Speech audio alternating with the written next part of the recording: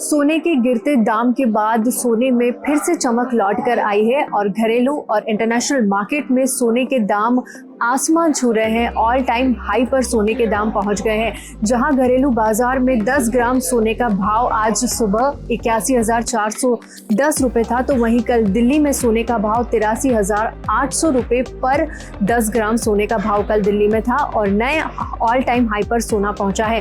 Future trades में अगर देखें तो MCX पर गोल्ड का फरवरी कॉन्ट्रैक्ट्स बढ़कर 81,858 पर 10 ग्राम पर पहुंच गया है। वहीं अप्रैल का कॉन्ट्रैक्ट 82,300 रुपये पर 10 ग्राम पर चला गया है। इंटरनेशनल मार्केट में भी सोने की डिमांड बढ़ने से सोने की कीमतें बढ़ गई है। जहां जब से ट्रंप ने प्रेसिडेंट का पदभार संभाला है अमेरिका में, उसके बाद से डॉलर कमजोर होता हुआ दिख रहा है और यूएस की इकोनॉमी में भी एक तरह का स्लो डाउन हम देख सकते हैं।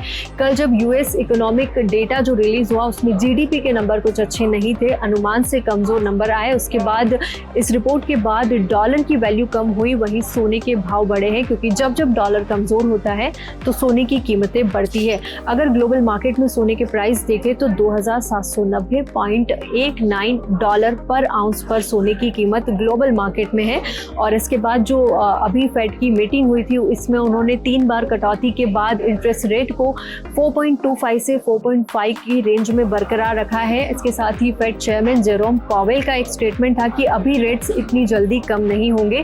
इसका भी इम्पैक्ट सोने पर देखने को मिल रहा है। इसके अलावा ट्रंप की पॉलिसीज को लेकर इंटरनेशनल मार्केट में अनसर्टेनिटी लगातार बनी हुई है और अमेरिकी ट्रेजरी यील्ड में भी इसके चलते हमने गिरावट देखी।